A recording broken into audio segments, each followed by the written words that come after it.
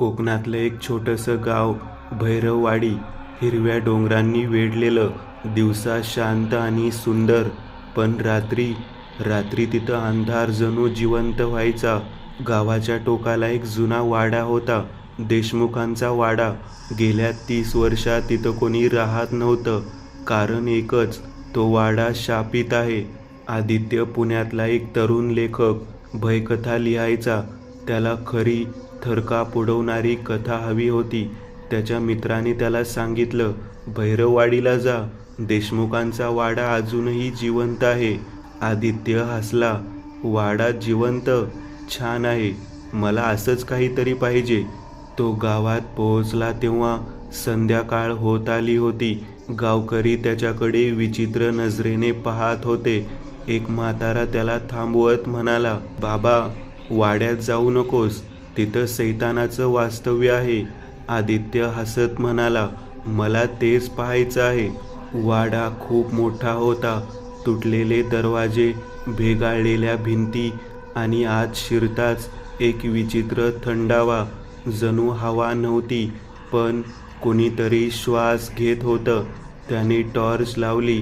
धुळीने माखलेली फर्निचर, भिंतीवर जुन्या चित्रांच्या चौकटी. एक मोठं चित्र त्याच्या नजरेत भरलं. एक कुटुंब, पण सगळ्यांच्या चेहऱ्यावर विचित्र विकृत हास्य. त्याने स्वतःशीच पुटपुटलं, हे थोडं जास्तच क्रीपी आहे. रात्री 12 वाजता त्याला पावलांचा आवाज ऐकू आला. तो उठला. कोण आहे, कोण आहे? उत्तर नाही, पण आवाज जवळ येत होता. त्याने टॉर्च फिरवली. कोणीच नव्हतं. अचानक त्याच्या मागून कुजबूज आली. तू इथं का आलास? आदित्य झटकन मागे वळला, पण तिथं कोणीच नव्हतं. दुसऱ्या दिवशी तो गावात गेला. त्याने त्या म्हाताऱ्याला पुन्हा विचारलं, वाड्यात नेमकं काय झालं होतं?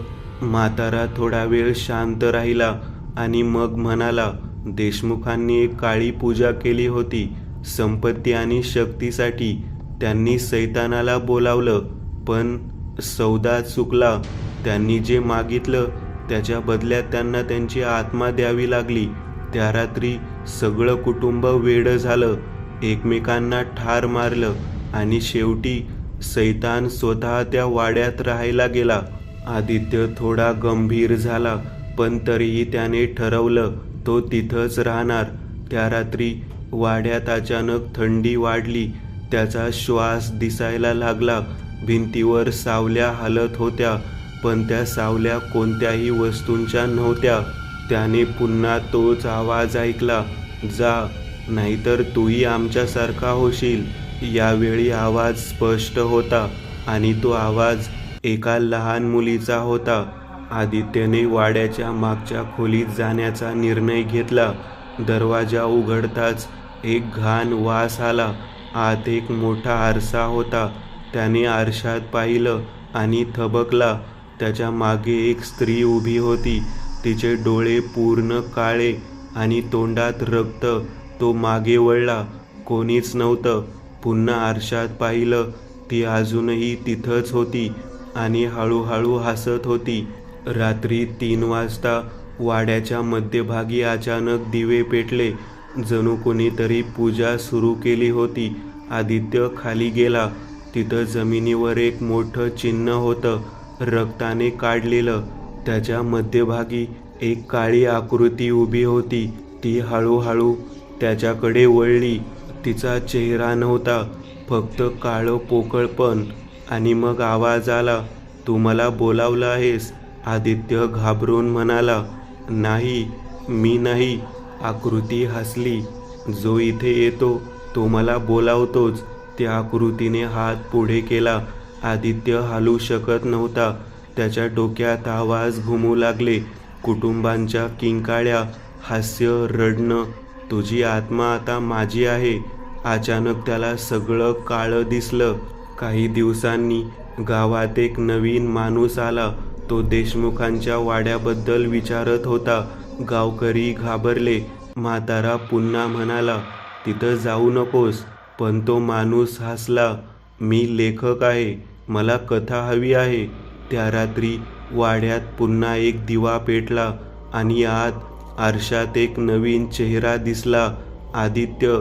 तो हळूहळू हसत होता आणि कुजबुजत होता. तू इथं का आलास? भैरववाडी पुन्हा शांत होती, पण ती शांतता आता अधिक भीषण होती. कारण वाड्यात आदित्य जिवंत नव्हता, पण तो नष्टही झाला नव्हता. त्या नवीन माणसाचं नाव होतं रोहन. तो एक यूट्यूबर होता, हॉन्टेड इंडिया नावाचं चॅनल चालवणारा. तो हसत गावात फिरत होता, कॅमेरा ऑन करून म्हणत होता, आज आपण पाहणार आहोत भारतातील सर्वात भयानक वाडा. गावकरी त्याच्याकडे भीतीने पाहत होते. तोच म्हातारा पुन्हा त्याच्या समोर आला. बाळा, आत जाऊ नकोस. आता तो वाडा आधीपेक्षा जास्त भुकेला आहे. रोहन हसला. मला व्ह्यूज हवेत बाबा, भूत नाही. रोहन वाड्यात शिरला, पण काहीतरी वेगळं होतं. वाडा आधीसारखा मोडकळीस आलेला नव्हता. तो जणू जिवंत आणि ताजा दिसत होता. भिंती स्वच्छ, दिवे मंदपणे पेटलेले, जणू कुणीतरी तिथं राहत होतं. रोहन म्हणाला, गाईज, धिस इज इन्सेन. हे ठिकाण अबंडन आहे. हे ठिकाण अबंडन वाटतच नाही. रोहन कॅमेरा फिरवत होता, पण अचानक त्याला काहीतरी दिसलं. कॅमेऱ्यात त्याच्या मागे एक माणूस उभा होता. तो हळूहळू हसत होता. रोहन मागे वळला. कोणीच नव्हतं. पुन्हा कॅमेऱ्यात पाहिलं. तो माणूस अजून जवळ आला होता आणि आता स्पष्ट दिसत होता. तो आदित्य होता. रोहन घाबरला. हे काय आहे? कॅमेऱ्यातून आदित्य बोलला, तू इथून जाऊ शकत नाहीस. मी पण जाऊ शकलो नाही. रोहन ओरडला, तू कोण आहेस? आदित्य हळू आवाजात म्हणाला, मी आरशाच्या आत अडकलोय. रोहन त्या खोलीत गेला, जिथं मोठा आरसा होता, आणि यावेळी त्याला स्वतःचं रिफ्लेक्शन दिसलं नाही. त्याऐवजी त्याला शेकडो चेहरे दिसले. ते सगळे ओरडत होते, आम्हाला सोडव. त्यात आदित्यही होता. तो रडत होता, तो येतोय, लप. अचानक खोली थंड झाली. आरसा काळा पडला आणि त्यातून एक हात बाहेर आला. हळूहळू पूर्ण आकृती बाहेर आली, पण यावेळी तो सैतान एकच नव्हता. तो सगळ्यांच्या चेहऱ्यांनी बनलेला होता. आदित्य, देशमुख कुटुंब आणि इतर सगळे, त्यांच्या चेहऱ्यांनी बनलेली एक भयानक आकृती. तो हसला, मी एक नाही, मी सगळे आहे. सैतान म्हणाला, तुम्ही सगळे मला कथा देण्यासाठी येता, पण शेवटी तुम्हीच माझी कथा बनता. रोहन पळायला लागला, पण वाड्याचे दरवाजे गायब झाले होते. प्रत्येक खोलीत त्यालाच त्याचं वेगवेगळं मृत रूप दिसत होतं. रोहन पुन्हा आरशासमोर आला. आदित्य ओरडत होता, आरसा फोड, तोच दरवाजा आहे. रोहनने एक लोखंडी रॉड घेतली आणि जोरात आरशावर मारली. धाड. आरसा फुटला आणि सगळीकडे किंकाळ्या घुमल्या. क्षणभर सगळं शांत झालं. रोहन बाहेर पळाला. तो गावात पोहोचला. सगळे गावकरी त्याच्याकडे बघत होते. म्हातारा हसत म्हणाला, तू वाचलास? रोहन म्हणाला, हो, मी त्या सगळ्याला संपवलं. त्या रात्री रोहनने त्याचा व्हिडिओ एडिट करायला घेतला. तो फुटेज पाहत होता आणि थरथरला, कारण व्हिडिओमध्ये तो वाड्यातून बाहेर पडलेलाच नव्हता. तो अजूनही आत होता, आरशासमोर उभा, आणि हळूहळू वळून कॅमेऱ्याकडे पाहत होता. त्याचे डोळे काळे झाले होते आणि तो हसत म्हणत होता, पुढचा कोण? भैरववाडी आता आधीसारखी नव्हती. गावात लोक राहत होते, पण कुणीही रात्री बाहेर पडत नव्हतं, कारण आता वाडा फक्त वाडा नव्हता, तो एक जिवंत जाळं झाला होता. रोहन गावात फिरत होता, पण काहीतरी चुकत होतं. लोक त्याच्याशी बोलत होते, पण त्यांच्या डोळ्यात भाव नव्हता. जणू ते सगळे कुणाच्या तरी नियंत्रणात होते. म्हातारा पुन्हा त्याच्याकडे आला, पण यावेळी त्याचा आवाज बदललेला होता. तुला वाटलं तू वाचलास? रोहन थबकला. म्हातारा हळूहळू हसायला लागला आणि त्याचा चेहरा वितळायला लागला. त्याच्या मागून तीच भयानक आकृती दिसली. मी त्या वाड्यात नाही, मी या गावात आहे. रोहन हादरला. मग वाडा? तो फक्त दरवाजा आहे. आकृती बोलू लागली. शेकडो वर्षांपूर्वी या गावात एक साधू होता. त्याने अमरत्व मिळवण्यासाठी एक विधी केला, पण तो अपूर्ण राहिला.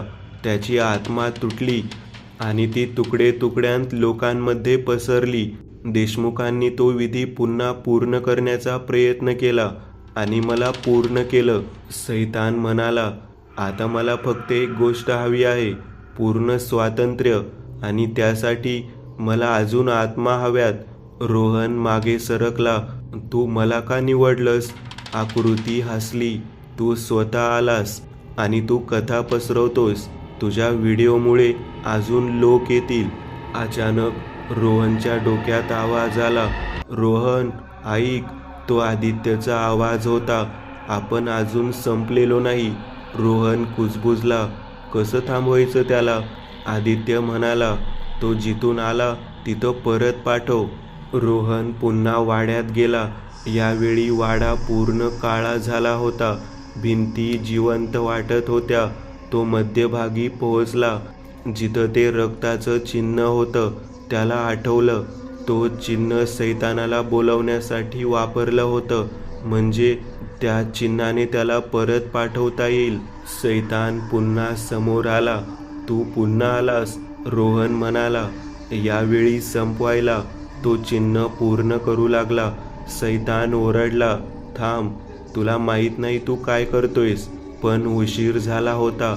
चिन्ह पूर्ण झालं. अचानक सगळ्या आत्मा त्या चिन्हाकडे ओढल्या जाऊ लागल्या. आदित्य ओरडला, रोहन, तुला निर्णय घ्यावा लागेल. तो परत जाईल, पण त्याच्यासोबत तूही जाशील. रोहन थोडा वेळ थांबला आणि हसला.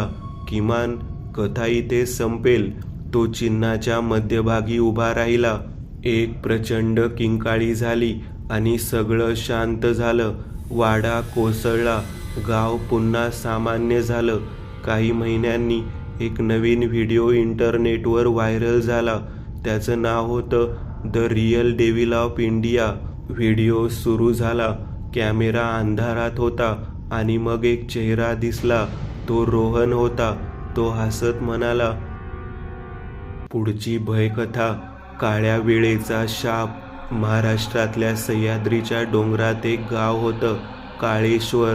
त्या गावाबद्दल एक विचित्र गोष्ट प्रसिद्ध होती. तिथं रात्री 2:15 वाजता वेळ थांबते, घड्याळ थांबतं, वारा थांबतो आणि काहीतरी चालू होतं. निलेश, एक इंजिनियर आणि विज्ञानावर विश्वास ठेवणारा माणूस, या गोष्टीवर हसला. त्याने मित्रांना सांगितलं, हे सगळं अंधश्रद्धा आहे, मी जाऊन पाहतो. तो काळेश्वर पोहोचला. गाव शांत होतं, पण लोक त्याच्याकडे पाहून घाबरत होते. एक बाई म्हणाली, रात्री 2:15ला जागा राहू नकोस, नाहीतर तुला ते दिसेल. निलेश हसला. काय दिसेल? ती थरथरत म्हणाली, वेळ. जिवंत होते. निलेशने मोबाईल, घड्याळ आणि कॅमेरा सगळं सेट केलं. तो जागा राहिला. 2:15. सगळं थांबलं. फॅन थांबला, घड्याळ थांबलं, मोबाईल स्क्रीन फ्रीज झाली. निलेश हसला. पॉवर कट असेल. पण मग त्याला जाणवलं, त्याचा श्वास चालू होता, पण बाकी सगळं थांबलं होतं. अचानक भिंतीवर एक सावली हलली, पण खोलीत काहीच हालत नव्हतं. सावली हळूहळू मोठी होत गेली आणि ती एका माणसाच्या आकारात बदलली. निलेश कुजबुजला. कोण आहे? सावली उत्तरली, तू वेळेत अडकलास. अचानक सगळं काळं झालं. निलेश स्वतःला गावाच्या रस्त्यावर उभा पाहतो, पण गाव वेगळं होतं. घरं तुटलेली, आकाश लाल आणि सगळीकडे शांतता. दूरवर काहीतरी हलत होतं. ती गोष्ट जवळ आली आणि निलेशचं रक्त गोठलं. ते माणसं नव्हती. त्यांचे चेहरे वितळलेले आणि डोळ्यांच्या जागी काळं पोकळपण. ते हळूहळू चालत होते, जणू काहीतरी शोधत होते. एकाने त्याच्याकडे पाहिलं आणि हसला. नवा आहेस? निलेश पळायला लागला. पण गाव संपत नव्हतं. प्रत्येक रस्ता पुन्हा त्याच ठिकाणी येत होता. तो थांबला आणि त्याला अचानक जाणवलं त्याच्या हातावर घड्याळ पुन्हा चालू झालं होतं. पण उलट त्याला एक आवाज ऐकू आला, इथं एक नियम आहे, जर वेळ पूर्ण उलटी झाली तर तू कायमचा इथंच राहशील. तो आवाज त्याच्या मागून आला. तो वळला आणि थबकला. त्याच्या समोर तोच उभा होता, पण त्याचा चेहरा विकृत आणि डोळे काळे. मी तूच आहे. तो दुसरा निलेश हसला. मी आधी आलो होतो आणि आता इथंच अडकलोय. तूही अडकशील. सुटायचं असेल तर त्या ठिकाणी जा जिथं वेळ सुरू झाली होती. निलेश विचारात पडला. म्हणजे गावाचं मंदिर. तो मंदिरात पोहोचला. मंदिर काळं पडलं होतं. आत एक मोठं घड्याळ होतं जे उलटं फिरत होतं आणि त्याच्या समोर एक विशाल आकृती उभी होती. ती आकृती बोलली, मी वेळ आहे आणि तुम्ही माणसं माझं अन्न. प्रत्येक रात्री 2:15ला मी एकाला घेतो. त्याच्या वेळेच्या बदल्यात गाव जिवंत राहतं. तुला वाचायचं असेल तर दुसऱ्याला इथे आण. निलेश थरथरला. तो गावात परत आला. सगळं अजूनही थांबलेलं होतं. त्याच्या समोर एक लहान मुलगा उभा होता. तो स्थिर होता, वेळेत अडकलेला. मी त्याला देऊ का की मी स्वतः जाऊ? घड्याळ 2:05. निलेश डोळे बंद करून म्हणाला, मी कोणालाही देणार नाही. तो पुन्हा मंदिरात गेला. तो आकृती समोर उभा राहिला. माझी वेळ घे पण गावाला सोड. आकृती हसली. माणूस पण वेगळा. सगळं पांढरं झालं. गाव पुन्हा सामान्य झालं. लोक जागे झाले. पण निलेश गायब झाला होता. त्या रात्री 2:15 एक नवीन सावली भिंतीवर दिसली आणि आवाज आला, नवा आहेस? काळेश्वरमध्ये आता सगळं शांत होतं, पण ही शांतता नैसर्गिक नव्हती. लोक हसत होते, बोलत होते, पण त्यांच्या डोळ्यात जीव नव्हता. जणू ते सगळे वेळेच्या नियंत्रणात होते. एक पत्रकार, अपूर्वा, ती या गावाबद्दल ऐकून आली होती. लोक गायब होतात आणि कोणीच बोलत नाही. ती गावात आली आणि लगेच तिला काहीतरी विचित्र जाणवलं. गावात एकही घड्याळ 2:15 दाखवत नव्हतं. सगळीकडे ती वेळ गायब होती. अपूर्वा एका घरात राहायला गेली. रात्री तिला भिंतीवर एक सावली दिसली. ती हलत होती. ती कुजबुजली. पळ! अपूर्वा घाबरली. कोण आहेस? सावली उत्तरली, मी निलेश. निलेशचा आवाज थरथरत होता. मी अजून जिवंत आहे, पण वेळेच्या आत अडकलोय. तू ऐकू शकतेस कारण तू अजून निवडलेली नाहीस. अपूर्वा विचारते, कसं थांबवायचं हे? निलेश म्हणतो, वेळेचा देव नाही, तो एक शापित अस्तित्व आहे आणि तो एका गोष्टीवर जगतो, लोकांच्या निवडींवर. अपूर्वा ठरवते ती 2:15ला जागी राहणार. सगळं पुन्हा थांबतं, पण यावेळी ती एकटी नव्हती. तिच्या मागे कोणीतरी उभं होतं. ती वळली आणि तिच्या समोर निलेश उभा होता, पण तो आधीसारखा नव्हता. त्याचा चेहरा अर्धा काळा, डोळे खोल. मी जास्त वेळ नाही टिकू शकत. तो तुला निवडणार आहे आणि तू काय निवडतेस त्यावर सगळं ठरेल. अपूर्वा आणि निलेश मंदिरात पोहोचतात. आत तेच घड्याळ, पण यावेळी ते थांबलं होतं. आकृती पुन्हा दिसते, पण ती कमकुवत वाटत होती. कोणीतरी नियम मोडला आहे. ती निलेशकडे पाहते. तू स्वतःला दिलंस. निलेश ओरडतो, आता हीच वेळ आहे. घड्याळ थांबलेला असताना तो कमजोर आहे. अपूर्वा विचारते, काय विचारायचं? निलेश म्हणतो, घड्याळ फोड. अपूर्वा हातात एक दगड घेते. ती घड्याळाकडे पाहते आणि आकृती तिच्याकडे बघत हसते. फोडलंस तर वेळ कायमची थांबेल, सगळं संपेल. अपूर्वा थरथरते, सगळं संपवू का की लोकांना वाचवू? निलेश हळू आवाजात म्हणतो, लोक आधी जिवंत नाहीत, ते फक्त चालत आहेत. अपूर्वा डोळे बंद करते आणि जोरात घड्याळावर मारते. धाड! घड्याळ फुटतं, सगळीकडे प्रकाश पसरतो, किंकाळ्या येतात आणि सगळं शांत होतं. सकाळ होते, गाव रिकामं आहे, कोणीच नाही. अपूर्वा एकटी उभी आहे, तिचं घड्याळ चालू आहे, वेळ सामान्य आहे. ती तिचा रिपोर्ट पाहायला बसते, लॅपटॉप सुरू करते. स्क्रीनवर एक ओळ दिसते, 2:17 अजून संपलेलं नाही. अचानक स्क्रीन फ्रीज होते, घड्याळ थांबतं आणि तिच्या मागे एक आवाज येतो, पुन्हा भेटूया.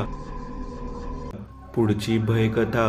दरवाजाच्या पलीकडे नाशिकजवळ एक जुनं घर होतं, कुलकर्णींचा बंगला. तो 20 वर्षांपासून बंद होता.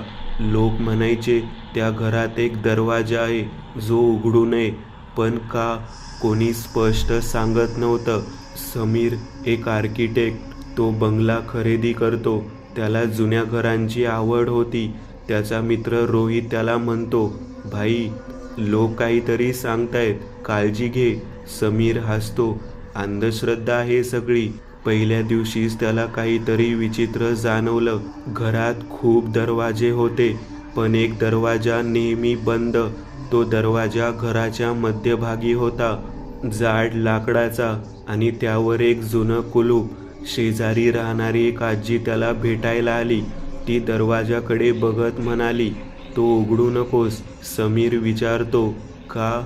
ती हळू आवाजात म्हणाली, जो आत जातो तो परत येत नाही.